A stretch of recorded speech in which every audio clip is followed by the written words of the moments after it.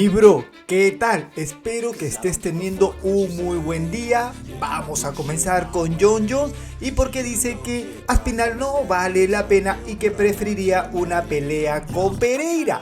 Pero antes vamos a escucharlo hablar acerca de que el codazo con el que alguna vez lo descalificaron siendo su única derrota, ahora sí estará permitido contra Steve Miocic. Comencemos. Gracias mi bro por ver el video y suscríbete al canal. Vamos a comenzar con Jon Jones, pero antes con lo que dijo respecto a lo que le pasó el 2009. ¿Qué le pasó el 2009? Lo descalificaron. Su única derrota, lo que mancha su legado, su currículum, su historial. Lo descalificaron porque usó un codo ilegal en ese momento, que era el famoso codo 12-6. ¿Por qué 12-6? Por la posición de las manecillas del reloj, es decir, el codo que va de arriba para abajo. En ese momento, en la transmisión de la pelea, Joe Rogan dijo claramente que era una tontería. ¿Y cómo se llegó a esta conclusión de no permitir este codo? Es porque unos miembros de la comisión atlética vieron estos videos de karate que rompen maderas con el codo y dijeron: si eso se hace con unas maderas, imagínense lo que se podría hacer en la cara de un rival. ¿Y qué pasa ahora? Que a Jon Jones le preguntan cómo se siente que ahora en esta pelea que va a tener con Steve Miocic, la comisión atlética de ese estado dice que sí está permitido. Ironías de la vida. Te dejo con el audio original ya que es una conversación. Really interesting. There's kind of a rich irony here in this fight. New York adopted the unified rules.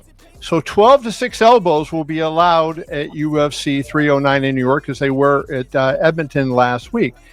Your only career loss on the record was because of a 12 to 6 elbow against Matt Hamill. So what impact does it have, and how does it make you feel to know now that that elbow you threw against Matt Hamill would be legal right now? Yeah, it just makes me wish that disqualification was overturned. That's the biggest feeling that I have once I learned that rule is no more. On the other hand, I accept the move more than ever now, and I've been training extensively on different 12 to 6 elbow attacks. It's funny because it's been such a big no move, and so you train yourself not to go there, and now to be able to use that strike. I mean, it's a very devastating strike, and it just opens up so many more options, both on the feet and in the top position. And I'm excited to hopefully be one of the first UFC athletes to legally display it at Madison Square Garden. Ahora sí, mi bro, vas a escuchar a Jon Jones decir por qué prefiere una pelea con Pereira antes que con Aspinall. Dice que Pereira, que financieramente sería una muy buena pelea y que para su legado sería mucho más importante, y que Aspinall realmente no se ha ganado el derecho de pelear con él, y él no quiere ser como una catapulta para la imagen y el futuro de Aspinall por darle la oportunidad de pelear con él. ¿Se podría dar esa pelea con Perira en el futuro? Yo creo que también con Aspinall, pero como dijo el mismo Jones, depende de cuánto le ofrezca finalmente Dana White para que pelee con Aspinall. So here's the question. You're fighting Stipe Miocic, and I know you're focused on that fight. If you defeat him, as you're a 6-1 favorite to win the fight, if you defeat him, will you defend your belt against Aspinall, who has the interim title? More than likely not. I feel like Tom Aspinall is, I don't want to say nobody, but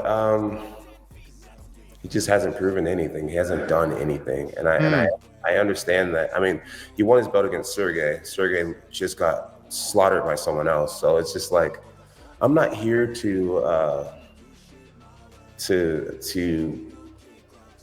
gamble someone else making a name off of me. I'm here to compete against the guys where when we look back, 10 years from now, it'd be like Jon Jones fought this guy and that guy and this legend and this champion and this champion. If there were to be a fight of a guy that's still on our UFC roster that would be not only financially worth it, but legacy worth it, it would be Alex Pereira. Alex Pereira and I, we both 37. Light heavyweight champ. Yeah, we're both 37 years old.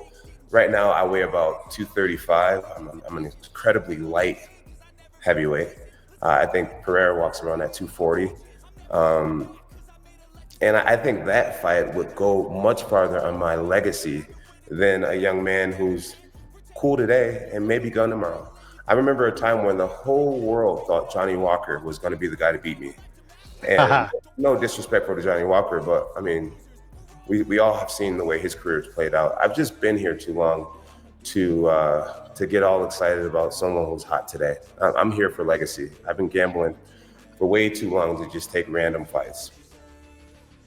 Te dejo con Makhachev, donde están filmando un documental en las montañas de Dagestán.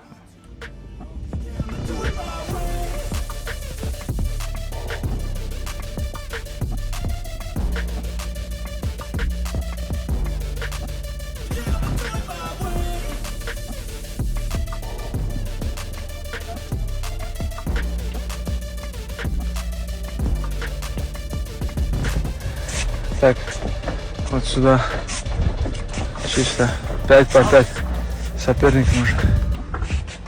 Finalmente, mi bro, vas a escuchar lo que dice Colby Covington. Nuevamente está apareciendo por todos lados Colby Covington y está dando entrevistas. Dicen que a Poirier hace años que lo vienen persiguiendo para pelear contra él y él rechaza la pelea. Y es más, hace no mucho le ofrecieron pagarle el doble a Poirier, pero él se niega a pelear. Además, despotrica contra Poirier y su esposa, como es costumbre de Colby Covington. Covington va a empezar a entrar en escena para calentar una pelea.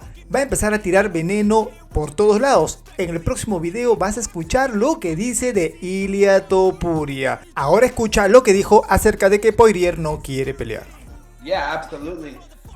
Their plan, they wanted that. They've wanted that for many pay-per-views now for a long time. This feud goes way back. You know, he has a part in getting me kicked out of the old gym and you know, just a little crybaby with feelings. And then all the things he said, oh, it's on site. When I see you, it's on site. You know, he made all these fake accusations and all these lies up about me. You know, saying I'm a bad person, this and that. No, dude, I'm not a bad person. You're a bad person. You pretend to be a good person on camera, but you're actually a piece of shit off camera. I've seen the way he interacts with fans and like turns down pictures and acts like he's too good for people.